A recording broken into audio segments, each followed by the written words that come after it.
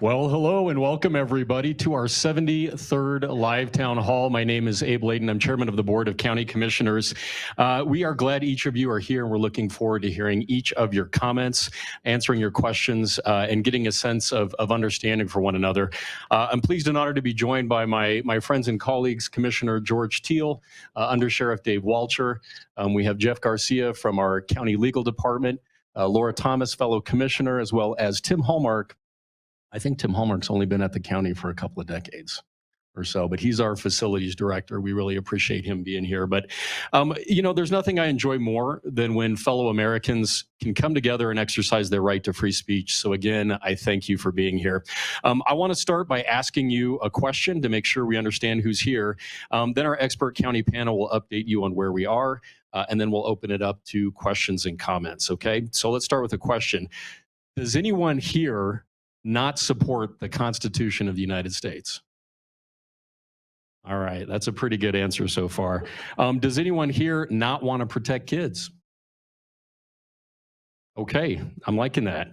And then last and not least, but does anyone here want to see what happened last year at Pride Fest happen again? Nobody, right? Good. Well, I'm glad to establish a little bit of a baseline here and at least have some level of agreement. But let me be clear. I know there's a lot out there information-wise on social media and whatnot. We're here to give you some straight talk about what's actually happening. There will be only G-rated performances at our Douglas County facilities, and any organizations whose performers expose their bodies or perform in a sexual way will be banned. They will not be allowed to come back.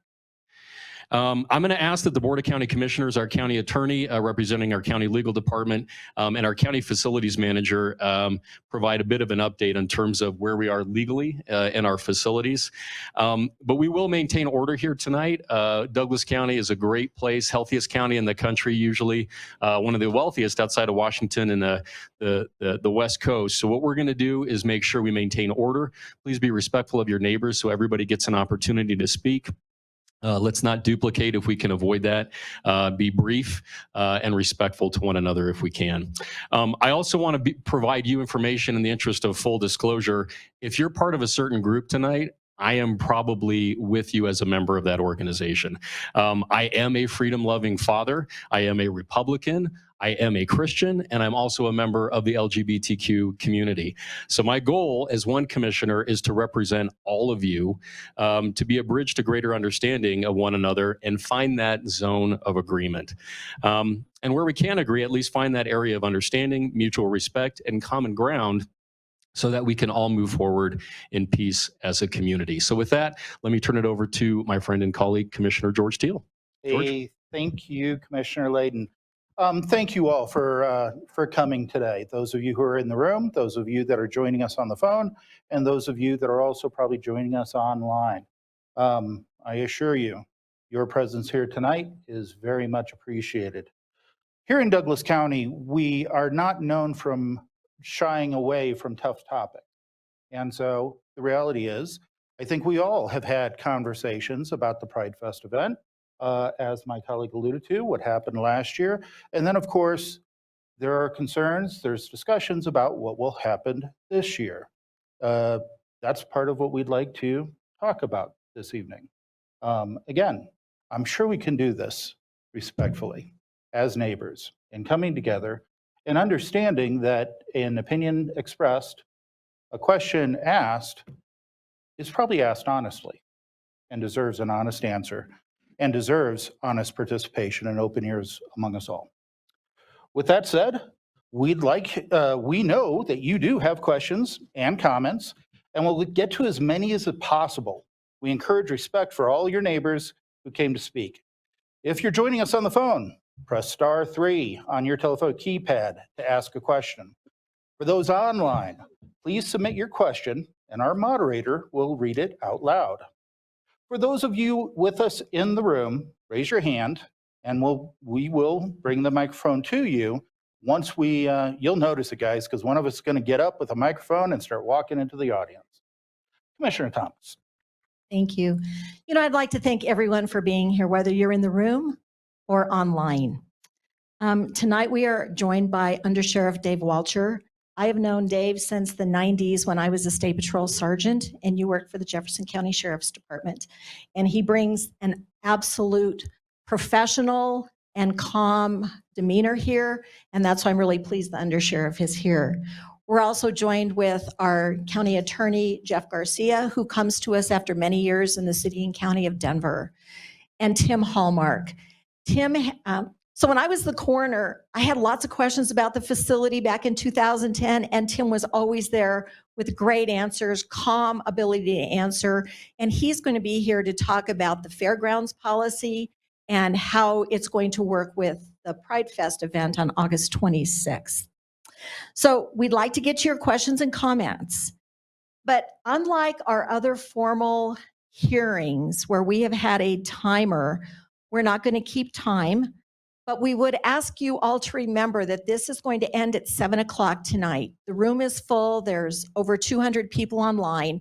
We'd like to hear from as many of you as possible, so we ask that you keep your comments concise and clear. And also, we do not have a public policy decision before us tonight. There's already signed contracts in place for the August 26th event with Pride Fest. So the purpose of this is to hear from you, but not to change anything that is already signed, legally binding in place. So with that, Roger, let's get started. All right, thank you, commissioners. Again, as a reminder, if you would like to ask a question, press *3 on your telephone keypad and you'll be transferred to an operator who will take down some basic information. For those of you in the room, please raise your hand and a commissioner will bring you the microphone. And if you're online, just enter your question below the viewer on your screen. Since we'd like to hear from as many people as possible, we'll limit all speakers to one question or comment. And as all the commissioners had mentioned, let's try to be brief so we can get to as many folks as possible. Commissioner Layden, back to you. Great, thanks, Roger. I'll turn it over to our county attorney, Jeff Garcia, to give us a brief update on where we are legally. Well, Commissioner Thomas mentioned that I'm somewhat new with the county, and this is actually the very first issue that I was asked to work on. So they gave me a real simple one to start with, right? Some constitutional questions and making sure that our community is held together despite some significant concerns. And we looked at those concerns and we said, we're going to do something to make sure that there's a clear public expectation of how our facilities are used. But to do that, we have to do so lawfully. Our county fairgrounds are what's called a limited public forum. That means that the Constitution and the Supreme Court has said we cannot discriminate on free speech based on a difference in ideas. So just because someone has a different idea doesn't mean that we get to say they don't get to say it in that forum. We need to make sure that our policies apply to everyone equally and that we are protecting the Constitution and making sure that our county is being lawful and respecting the First Amendment. That being said, we have updated our policy. The policy states that any user, that's not just Pride, that's any user of the fairgrounds is not permitted to operate anything similar to a sexually oriented business, according to the Douglas County zoning code as defined. So that means no nudity, no lewd or sexual behavior. So a lot of the things that we've been hearing from the community, we've done. And I think one of the major important things that everyone understands is that we're doing this in a lawful way that protects the county and protects the rights of everyone using that facility. Not just Pride. We're protecting everyone's rights, and we're doing it in a constitutional manner. Great. So without further ado, I'd like to go out into our gallery here and see if anybody has any questions. I know you all took time out of your evening tonight to be here, so we want to start with you. Yes. Thank you so much. I'm Martha Richards. I live here in Castle Rock. I hear a lot about the incident from last year, and frankly, I'm new to Pride, and what exactly happened? I think maybe if it's all right to talk about. Everything's okay to talk about. We've had 73 live town halls. We're not afraid to talk about anything. I want to introduce the director, I guess you'd say the president of Castle Rock Pride, Anya. Anya, would you like to maybe describe what happened and your perspective on that? I'm not supposed to take the microphone from you. Oh, so, okay. Hi. I hate to talk with my back to everyone. Last year we had a Pride Fest. Oh, better. At our Pride Fest last year, we had a drag queen who wore clothing that was inappropriate for the act that she was performing. She was also wearing what is called a breastplate. So there were silicone fake breasts involved. And when her top came down, some of that plastic was showing. Unfortunately, that plastic doesn't have any feeling, so she didn't know what was going on. We are horrified that this happened.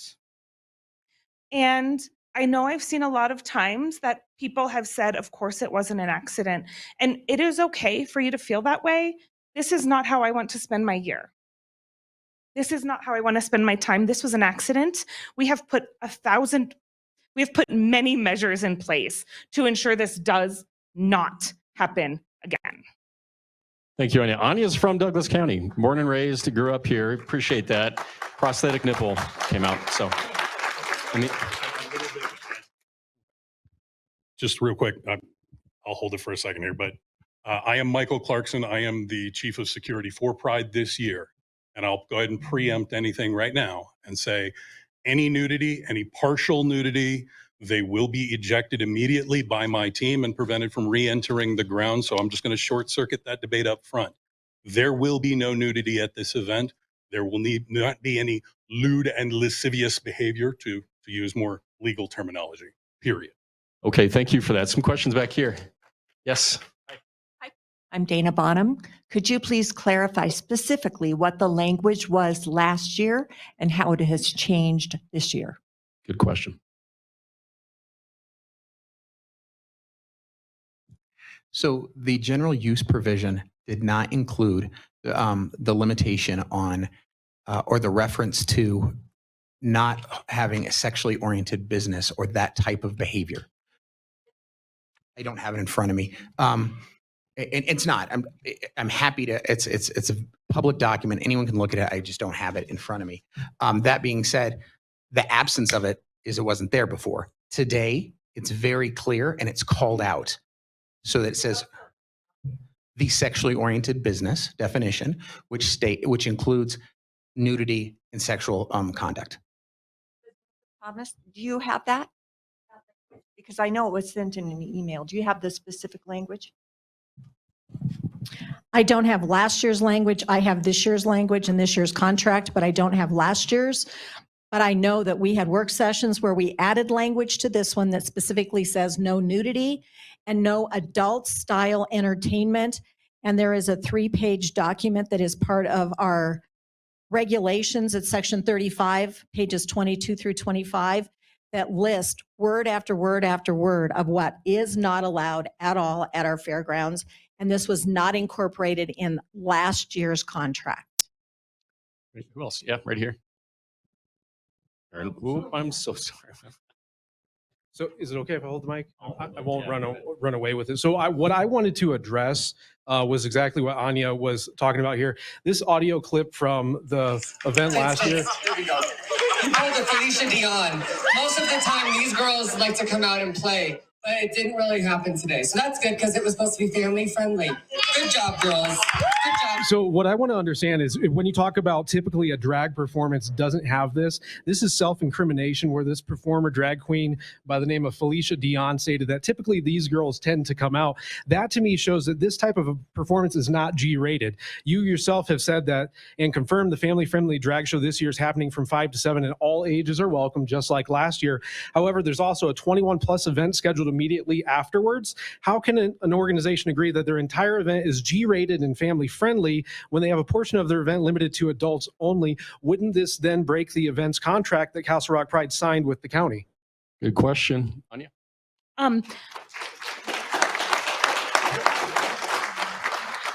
I think there are plenty of events at the fairgrounds that kids are not invited to. Maybe it's a birthday party. Maybe it's all sorts of things. We are held to the same standards all day. The fairgrounds holds us to the same standards all day. There is part of the event that is only for 21 plus, but the fairgrounds has made it very clear that the same standards are held all day.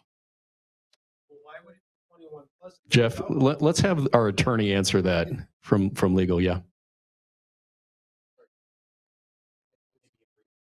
My question is, if their entire event is to be G-rated and family friendly, a portion of their event is limited to adults 21 plus. Doesn't this then break the event's contract with Castle Pride that they signed, stating that the entirety of the event must be G-rated? No. So they would have to do something that was falling within those new guidelines, the definition. So any term of the contract that would be breached, but the term that you're probably specifically looking at is the nudity and the sexually oriented conduct. Okay, back here. Yes. Hi, Amy. Hi, good evening. My name is Amy, and I want to thank everybody for being here. And I want to preface this by saying I am not anti-LGBTQ, okay? This is sincerely about the sanctity and protecting our children. Now, my issue with the Castle Rock Pride is personally, they haven't owned up to their mistakes last year. It wasn't just one. Okay, let's be respectful, everybody. It wasn't just one boob and nipple being shown.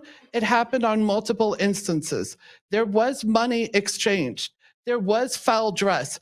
There was misogynistic portrayal of women. Yesterday, even the mental health coordinator of our county referred to women as birthing mothers. As a woman, I am taking this sincerely, very personally. Now, some who believe this is misogynistic is not respecting the sanctity of what I deem as a womanhood. I also have fake tits. They're also silicone. Mine happen to come from breast cancer. If I take them off and show them to everybody in this room right now, is that a whoopsie? And if I do it 3 times, is that a mistake? But more importantly, the reason why I bring this up is because even this evening, Castle Rock Pride just said for their single incident. And to me, all it would take is to be honest. If we want honest and open dialogue, we can admit maybe we got some locos on the right. I would agree with that. Maybe we have some people on the left who don't know how to have dialogue. But if we're going to have sincere and open dialogue, we got to take ownership, and that starts with Castle Rock Pride. Thank you. Was that a question or a comment? Do you want an answer to that one? Yes, I would like to know if they would like to take ownership, because it wasn't just a mishap of a costume. In little kids' eyes. Okay, you mentioned that. Let's get an answer from Castle Rock Pride.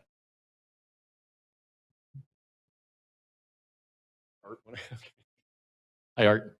Hi, my name is Art Kirkasian. I'm one of the co-directors for the Pride, and this year I am in charge of the entertainment. I can guarantee you that we will not have a repeat of last year.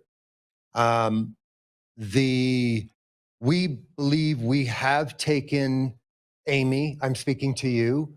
We believe we have taken responsibility over and over again. We issued an apology. We are all parents in this county with children that go to Douglas County schools at one point or the other. We are members of this community. We have taken responsibility. We would not plan that kind of a drag show for our children, period. We stepped up at the moment we found out this was an issue. We changed policies. We changed procedures to ensure that this would not happen again. 2 out of the 3 commissioners sought out our organization to find out what exactly happened. And let me tell you what the backstory is. We had organizational chairs in charge of each of these areas. The organizational chair that was in charge of entertainment was the drag queen and another person who experienced a medical emergency during our planning period. Unfortunately, this drag queen was left to plan her performance. We thought she was going to do a good job. Unfortunately, she didn't turn out to be, regardless of the performance, as a business person contracting with us to perform, she was very difficult to work with. Didn't respond, didn't provide music, that kind of thing. let's face it, I'm sorry, but hanging on a hoop, that's just bad drag, bad entertainment, period. She has not been asked to return. And once we realized that we did not have enough oversight on the entertainment portion, let me finish my statement, please. When we realized we didn't have enough oversight on the entertainment portion, we instilled very strict parameters to ensure that what happened is not going to happen again. Okay, hey, Aaron, one at a time. So thank you for that response. I'm going to go in the back here. Hey, Yes, Abe, sir. Abe, how about we move it along? We do have time to bring it back to the audience. But let's go ahead and pass it over to Mr. Hallmark. Tim, can you talk to us about the implementation of this new policy and how your team at the county will be handling it? So the way the policy is implemented and utilized, really, hold up, is that better? Okay. Implementation of the policy. As soon as we get a notification from a potential event holder, there's certain steps that happen. We send out an information gathering questionnaire for them to fill out. Type of event, just get some general details, number of people, dates. That gets us through the process where we can start building the rental agreement. Get the rental agreement built. When that comes out, that goes out to the potential event holder. It's the entire agreement along with the policies and procedures that we've been talking about here tonight. The final execution of that agreement is showing that you have signed and agreed to the agreement, as well as read and understand and agree to abide by all of the policies and procedures. The next step is we have our planning meetings. One of those planning meetings is required. We typically end up having anywhere from 3 to 4 different planning meetings with the event holder, depends on the size of the event. During that planning meeting, we once again go over the details of the event, whether that be, load-in times, capacities, security requirements, certain size events. We have discussions with the sheriff's office, and they help us identify if we have special security needs, whether that be just additional paid security or if we actually need to have perhaps deputies on site for the type of event. Usually just based off size of crowd. Go through the planning processes, go through the final steps of the contract, event starts. Now, once the event starts, a majority of our buildings at our Douglas County Fairgrounds are self-service facilities, which means at this point, it is up to the event holder to uphold the policies and procedures that they have agreed to in their contract and rental agreement. The anomaly to that is like our event center, that is a staffed facility for large events. The event venue that Pride uses, Kirk Hall, is definitely a self-serve facility, as most of the grounds buildings are. So that's kind of just the conception to the birth of the event. Okay, thanks so much, Tim. Okay, well, going back out into the audience now, sir, Commissioner Layden told me that he'd promised you the microphone next. So, and then we'll just work our way through. Go ahead and stand up. Let us know your name, where you're from. Thank you. Yeah, my name's Jay from Castle Rock. The question is really to the commissioners. Number one, is it best practice or normal practice for Douglas County commissioners to allow groups to police themselves? That would be one question, because I think this has happened multiple times. And then the second part of the question is, do you think that historically you grant this level of leeway for repeat offenses when children are involved? Oh, okay. It's a good question when my colleagues like to take that, try a hack at that first. Absolutely. And let me just turn it over. We have the undersheriff of the Douglas County Sheriff's Office here. So obviously we expect organizations to have security in place. And I know Tim can speak to that from a facility standpoint, but from a sheriff's office view, what would you say? I like to be able to see people. So excuse me, I'll just stand up for a moment so you can see who I am. I'm Dave Walter. I'm the undersheriff of the Douglas County Sheriff's Office. Sheriff Weekly couldn't be here tonight. He had a prior commitment that he had scheduled a month or two ago prior to this. So I'm representing the sheriff's office. But for us, my role is easy here. I'm about public safety. I've been in public safety for 40 years, and my job is to protect you. So our role in all of this is protect the peace and enforce state law. And if we receive information regarding a crime, we will investigate that. We potentially present the information to the district attorney's office to make a decision as far as the filing of charges. And if no crime was committed or they won't take a case, we move on. But if we will have individuals at this event, I'm not going to talk about our plan. We will have individuals from the sheriff's office at this event. If we observe criminal activity, we will take action. And that could mean a summons. That could mean somebody goes to jail. Maybe it takes follow-up investigation. We have to do that. It depends on the circumstances, but we will enforce the law in Douglas County. Okay? Thank you. Commissioner comments. Obviously, that was a question for the commissioners. Would you like to take a hack at that? Well, I'll just add that we have been provided with lots of video from 2014 and last year.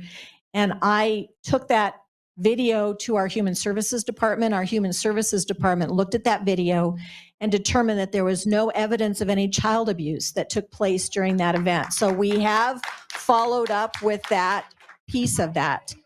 Amy, if you could just sit down, it's not your turn. And the other thing that we have done is we have spent hours going through the policy, the contract from last year. I'm going to let the county attorney read a section that he has to show the difference between last year's contract and this one. And then I'll continue with my comments. Jeff? Thank you. And I'm sorry I didn't have this in front of me earlier. So last year's contract compared to this year's contract was missing the following phrase. In addition, event holder agrees to comply with all applicable government agency rules, ordinances, and statutes, and not operate anything similar to a sexually oriented business as defined by the county zoning resolution in effect at the time of the event. That definition is definition 35, and it gives a whole myriad of things that they're not allowed to do. The biggest is nudity and sexual acts. Thank you, Jeff. I have done my best to respond to every email that I have received. And in those emails, I have put the county resolution, the county regulations, the contract, and also the page from the new facilities policy about general compliance that needs to be met. I believe that we, with our county attorney, have done a good job of following step by step by step about how this event on August 26th is going to be handled. And if it isn't handled appropriately, there's going to be commissioners there, there's going to be law enforcement there, there's going to be people from Pride there. I'm just going to quickly add that 4 days after the event last year, I had Tim get together the Board of Pride. And I walked in and met with them at the Fairgrounds. And I said to them, what are you trying to accomplish with your event? And they told me, we want our community to understand who we are so we can celebrate together who we are. Is that correct? Did I phrase that right? And I asked them, did you accomplish that? And they said, no. And I said, I am here to help you accomplish that. Because if you can get that done, then the things that are tearing this community apart will not happen.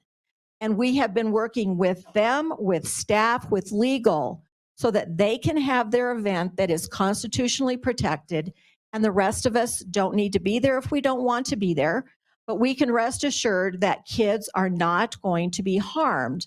But we understand that the kids who are there are brought there by their parents. Thank you for that opportunity, George. Absolutely. I would like to probably answer that question, and I hope it's in a direct way. No. The idea that event holders are unpoliced or they police themselves, no, that's not the case, because Mr. Hallmark's staff is always working with those event holders in order to make sure they adhere to the policies.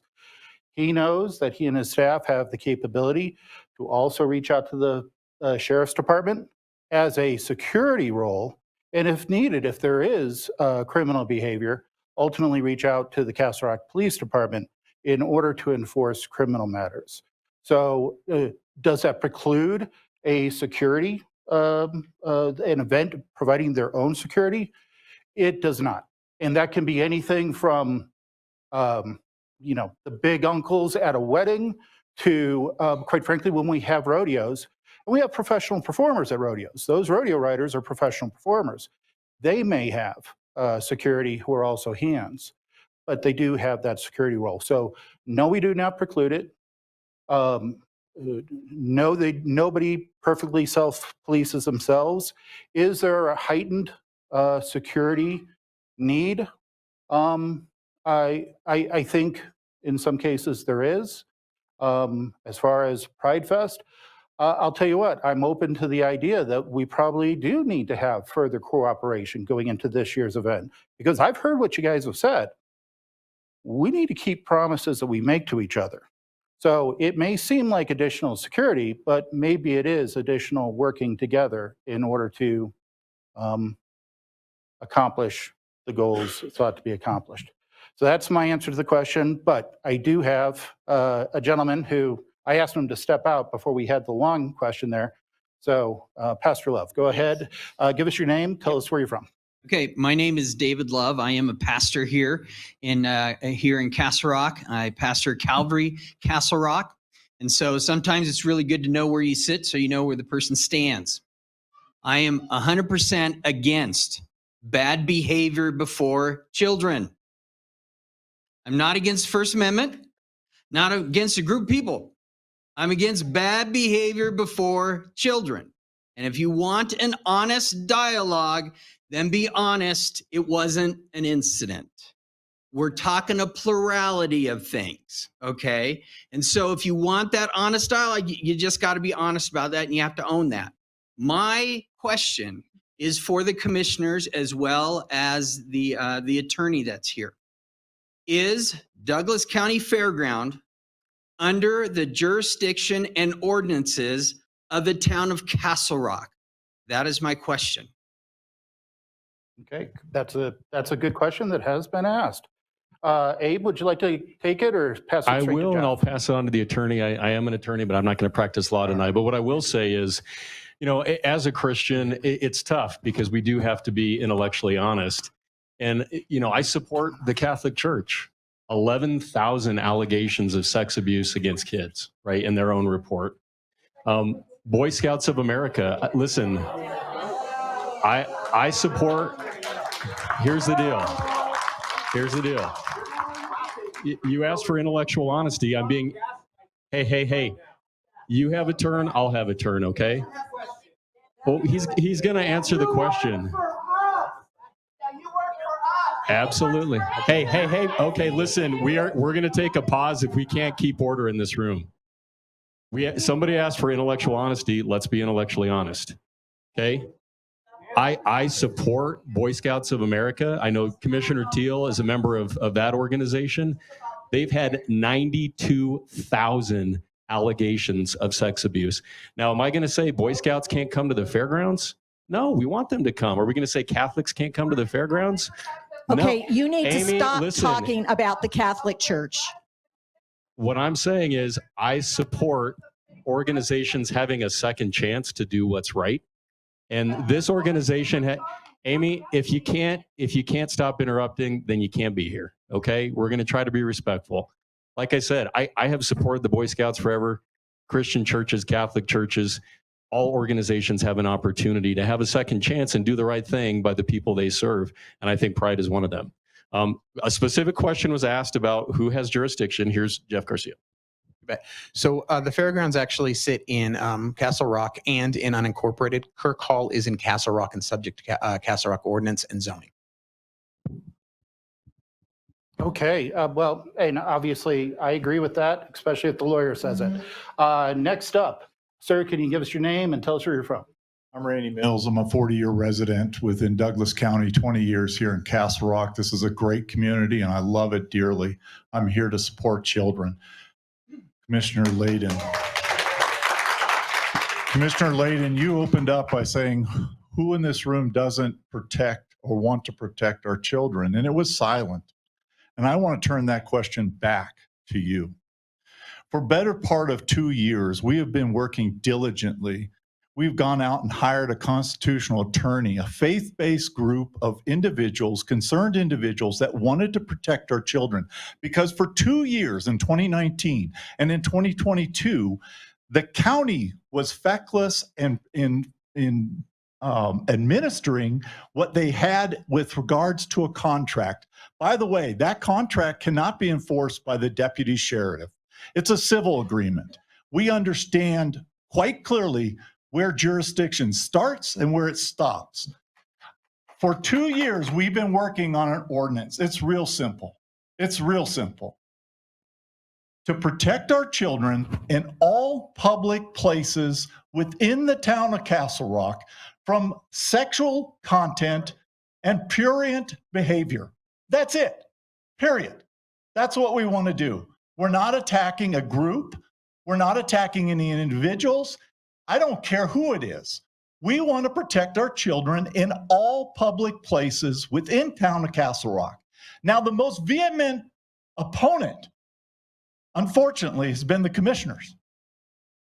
And specifically, Commissioner Thomas. I'm going to call you out because you have been talking to the council. This is a simple ordinance which I believe belongs in the city of the town of Castle Rock, and then it should belong in the county of Douglas. It's real simple. I'll leave it to you. Do Randy, you want to I've protect known you children? for a while. The answer is I'm a father of 3, so absolutely I want to protect kids, and that's what we've done. So there are only G-rated performances allowed at our facilities, and you just heard from our council recite a modification to our facilities policy to make sure that it is only family friendly. So I love that. I'm happy to have a further conversation with you because I agree. I think it makes perfect sense. Commissioner Thomas? So I have been working carefully, not only with the county attorney, but with Castle Rock Council, who have been working with Mike Hyman, their town attorney. And our conversation has been clear that our regulations say no nudity and no adult entertainment, which is what you are trying to put in place. We have already put in place that these things cannot happen, whether it is during the day or even at their night adult event. They know this, and Pride has agreed to this. So Roger, let's move on to phone call questions. All right.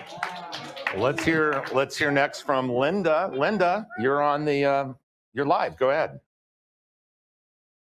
Oh, hi. You know, the robocall was a little confusing to me last night when I got it. And so I started to do some research, and I found out I came across that Parker changed some lewdness laws so they could air play the Rocky Horror Picture Show. So to try and get to what my point would be and what my concerns are, I think it's important for children and families to attend Pride, because I don't want to see any kind of buildup of hate in my community. So whatever it takes to ensure that parents are comfortable to bring their children to Pride, I really hope that happens. But then on the other hand, if there are things that are designated for adults, I think that should be allowed.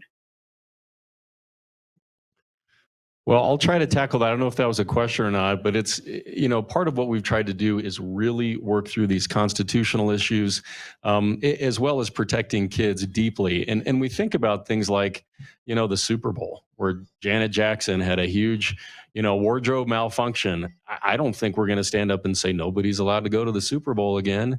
She blew it. But hopefully they do a little bit better, in the future, and I think they have. In the meantime, you still have Dallas Cowboys cheerleaders in dental floss cheering in front of millions of kids and families every week. Really between that, and we've got, here is a G-rated drag performer named Lala Queen. Lala, do you want to stand up?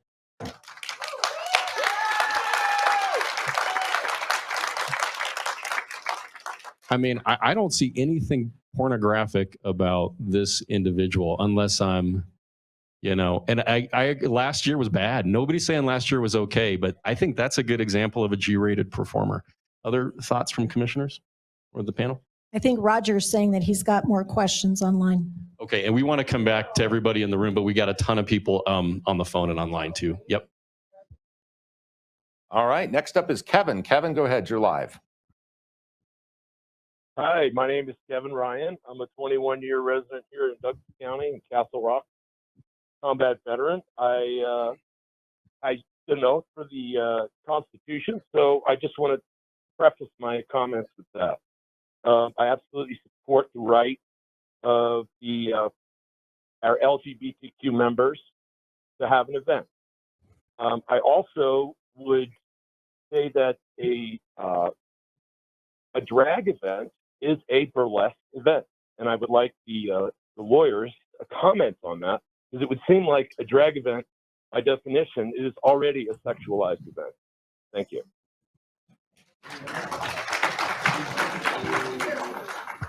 So I want to be real clear.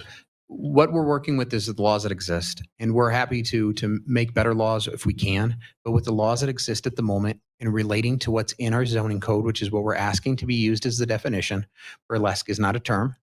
Adult cabaret is a term that's used. It's actually used throughout the state, and that has a list of about 5 activities, including nudity, but it lists a list of acts, but simply something being sexual in nature of in itself does not fall under that definition. Now, the law might be better, but this is a law that we're working under. What's that? Yeah. I'm sorry, I can't. Oh, the sexual acts. Happy to read into it. Yeah, so it's fondling, it's touching a genitalia, it's exposure of the anus, buttocks, or male or female breasts. It's sexual acts or perverted conduct. It's masturbation. It's simulated or actual. It's human genitalia being shown. Any states of arousal in a male or excretory function. So those are the acts that are not permitted. So the question, like a burlesque show, someone just dancing sexy for some reason, whether it's a man or a woman in of itself, may not qualify. Those acts being performed in that performance would qualify and would breach the contract. So I think we're getting to the nitty gritty, which is absolutely where we need to be. The point of misinformation is, can a drag performer do a G-rated performance, or is it obscene and inappropriate in and of itself? And so I think that really is the ultimate question. That's one of the reasons I think Lala is here. And she's also a youth counselor on the 988 line for youth suicide prevention. Maybe you can share with us a little bit more about what you do. I appreciate that, Commissioner. So I am Lala Queen. I've been performing in Colorado for 12 years as an entertainer. I'm also a wife. I'm a mother of 3 dogs. I am a person just like all of you. I have been a 3rd grade paraprofessional in public schools. I have been reading to kids in and out of drag since I was a child. I participated in programs throughout school as a child where I was able to go into Head Start programs and read to kids. I was able to read all kinds of books deemed as appropriate, and that's something that I still continue to do today. Now I just happen to put on a dress to do it. It is very possible for drag entertainers to do G-rated acts.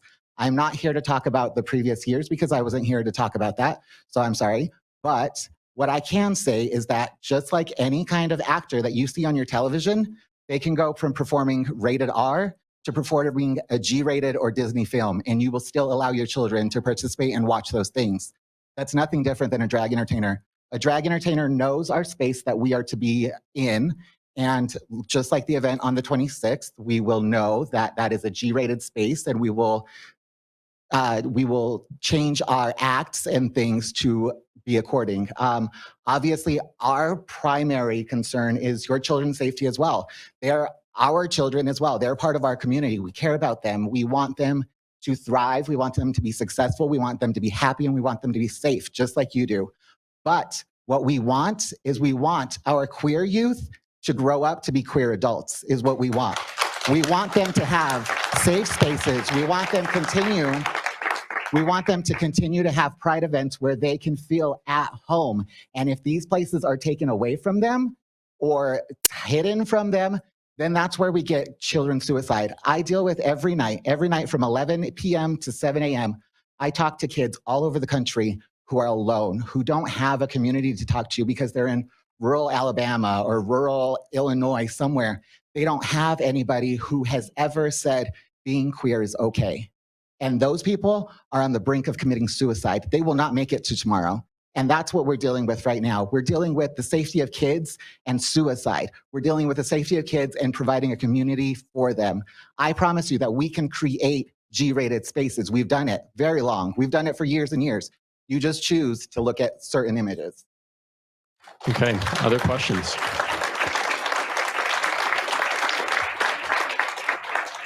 Okay, online question. All right, this question came in from Karen. She asks, there's been a lot on social media regarding the need for an age limit restriction for the performers. Can you explain why this is or isn't feasible? So an age limit restriction has been challenged in the past, and it's not an avenue we want to take at the moment. That's not to say that it couldn't be taken, but it's not one that we're going to take at the moment. With all these, the possible steps we're taking in evaluating, we're wanting to make sure that we have a fairground that is open to as many people as possible so that if we don't have unintended consequence. Thank you, Roger. There's another online question. One more here from Kevin. Kevin asks, how will this policy be applied equally across all Douglas County events, and who will be enforcing this? I'll turn that over to Tim.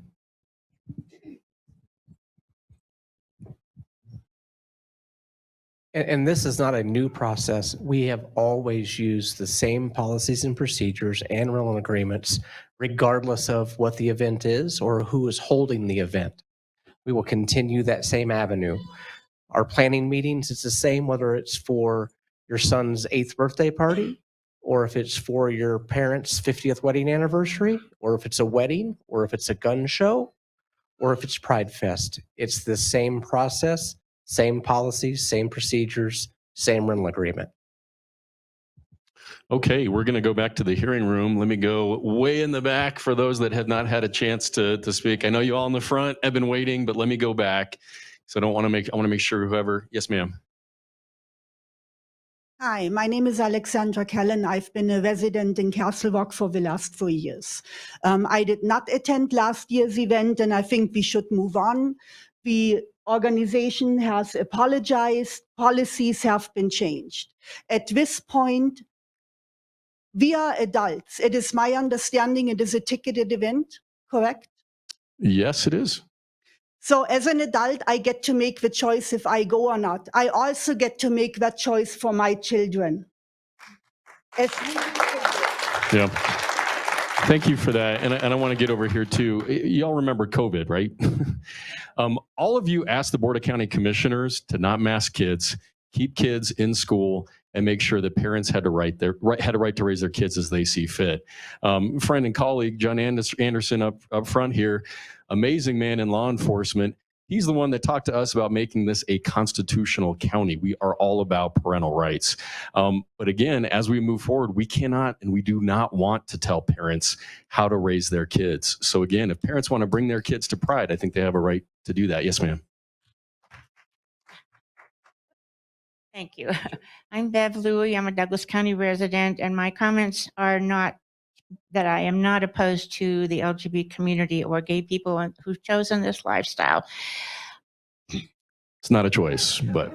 Well, I believe it is. Dietrich Bonhoeffer once said, "Silence in the face of evil is evil itself." The churches and the people of Germany were silent, and 6 million Jews were killed. I will not be silent. It's the rule. It's the rule. It's a tacit. It is Martin Luther King Jr. stated, "He who accepts evil without protesting it is accepting it." It's the rule of tacit admission. Failure to speak up against an evil is consent with the evil. It's obvious that the drag queen show from last year's experiment was evil and pornographic. You can tell just by looking at their outfits, and they have stated their intent. We are coming for your children. There are over 800 members of the Gays Against Groomers group who are standing against trying to recruit children into the gay lifestyle. Ma'am, do you have a question? Yeah, I'm getting to it. I don't know whether any of the members of you members have a faith in God or whether your heart listens to the voice of the Holy Spirit, but I do know that one day you will be held accountable to we the people, but more importantly, you will be held accountable to the Almighty God, who is a God of judgment and is very angry about the horrors being brought upon our children. Jesus said in Luke 8. Okay, ma'am, you're over time. I just want to say I appreciate you, but you have some, well, you don't, but you got neighbors that also. What I'm going to say is I love Jesus and I love the Lord, and I also love kids that are struggling in the queer community. We're going to go to the next question up here. Yes, ma'am. Ma'am, you're over time, and our producers said you're about 2 minutes over as it is. So, yes, ma'am. My question is this. When we start talking about G-rated, we have beer gardens at the fairgrounds, right? We have gun shows at the fairgrounds. So who is going to decide what is G-rated and what is not? I think that's my biggest concern. And I would just say, pride is something that keeps our kids safe from suicide because it allows them to know they belong. My question is, Aaron Wood, my question is, Guys, please be respectful.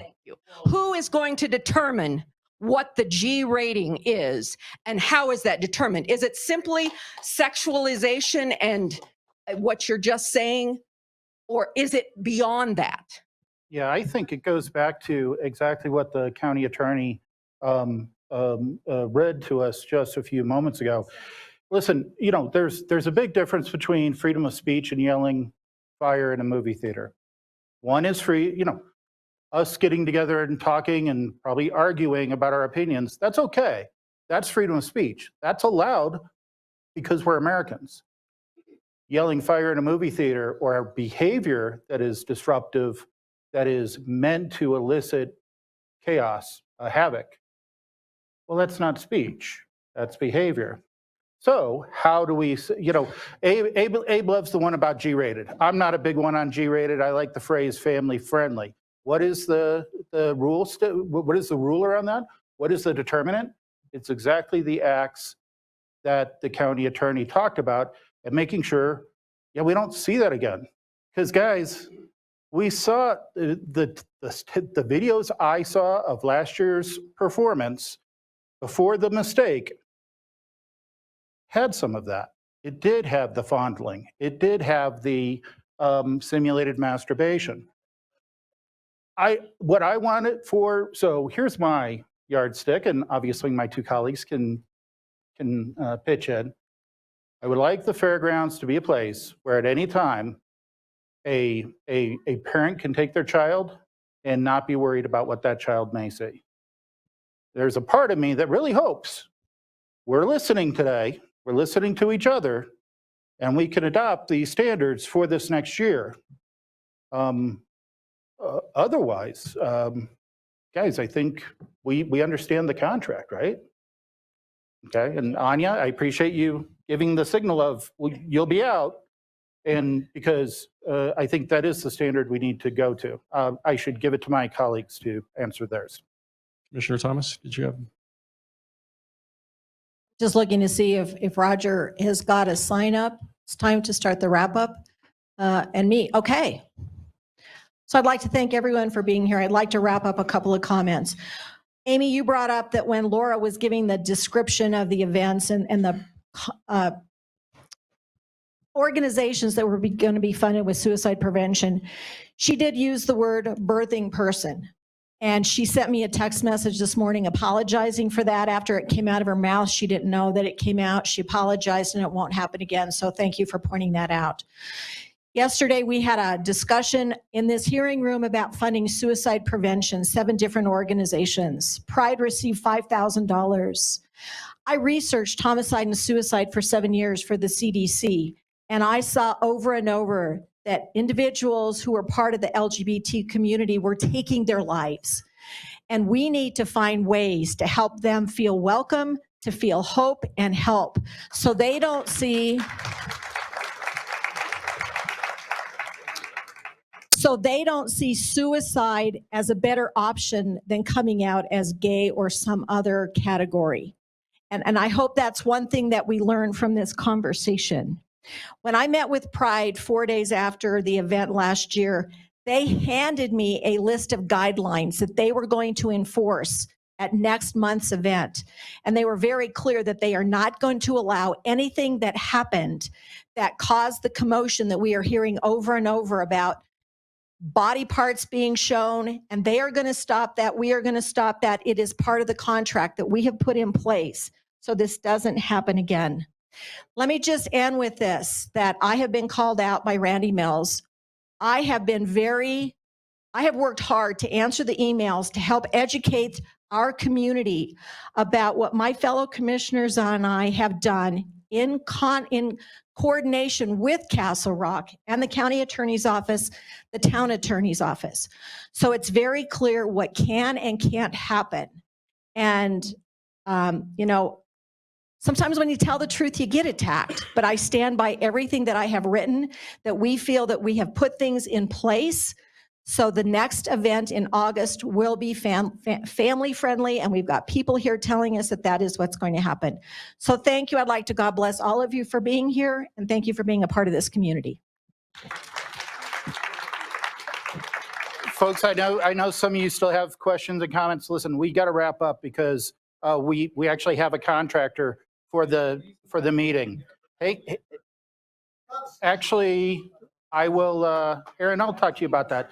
So folks, we're still in wrap up. Hey, I'm not done yet. Can everybody take their Guys, seat, we're please? wrapping up. If you could just take a seat. So folks, I'm glad we did this. And actually, this meeting has met my goals. I know we have a lot of diverse opinions. I don't know if we've changed any minds. I don't care if we've changed any minds.